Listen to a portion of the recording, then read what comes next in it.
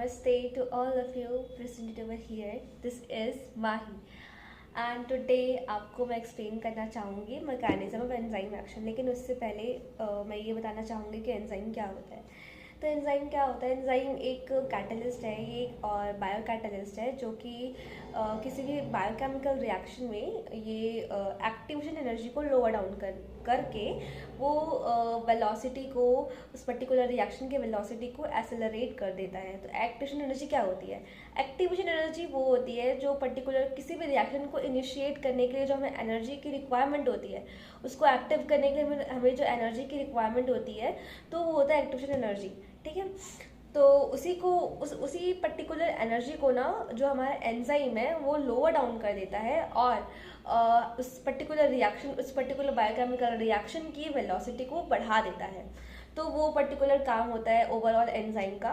और एक बात और कि जो एंजाइम होता है ना वो अपने सबस्ट्रेट के लिए बहुत ही स्पेसिफिक होता है और वो उसी के साथ ही काम करता है और किसी और के साथ, कोई और अदर सबस्ट्रेट के साथ वो काम नहीं करता है। यानी कि स्पेसिफिक एंजाइम के लिए स्पेसिफिक सबस्ट्रेट स्पेसिफिक होता है और पर्टिकुलर और किसी और एंजाइम से तो वो रिएक्ट नहीं करता है, मतलब वो सबस्ट्रेट किसी और एंजाइम से तो रिएक्ट नहीं करता है। ठीक है, so let's move to our topic, that is mechanism of enzyme action. ठीक है, तो मैकेनिज्म ऑफ एंजाइम एक्शन में क्या होता है? एंजाइम, ये है हमारे पास एंजाइम। ठीक है, तो ये एंजाइम स्पेसिफिक एंजाइम के पास स्पेसिफिक सबस्ट्रेट को जोड़ने के लिए उसके पास स्पेसिफिक साइट होता है, जैसे हम बोलते हैं एक्टिव साइट।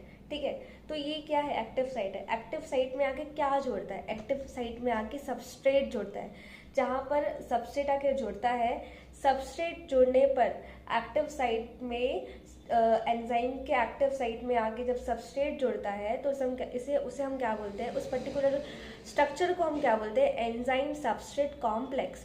और उस पर्टिकुलर स्टेट को हम क्या बोलते हैं? Transition state. यानी कि ये ऐसा स्टेट है जहाँ ना हमें फाइनल प्रोडक्ट मिला है, ना पर्टिकुलर रिएक्शन ढंग से स्टार्ट नहीं हुआ है। ठीक है, मतलब रिएक्शन स्टार्ट तो हो चुका है लेकिन हमें फाइनल प्रोडक्ट नहीं मिला है, इसलिए ना पहले का ना लास्ट का, तो वो बीच का स्टेट है, इसलिए बोलते हैं ट्रांजिशन स्टेट। ठीक है,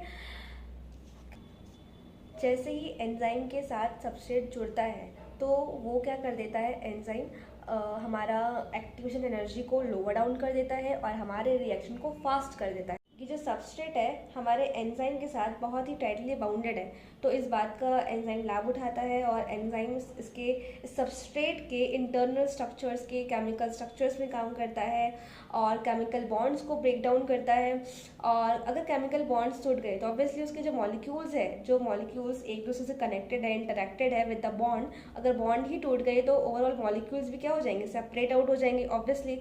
तो मॉलिक्यूल्स अगर सेपरेट आउट हो गए तो ओवरऑल जो इस सबस्ट्रेट का जो लैटिस स्ट्रक्चर है, जो ओरिजिनल स्ट्रक्चर है, जो 3 डायमेंशनल स्ट्रक्चर है, कॉन्फ़िगरेशन है, वो सब चेंज हो जाएगा, वो सब टूट जाएगा, इंटरनली फ्रैगमेंट्स में टूट जाएगा।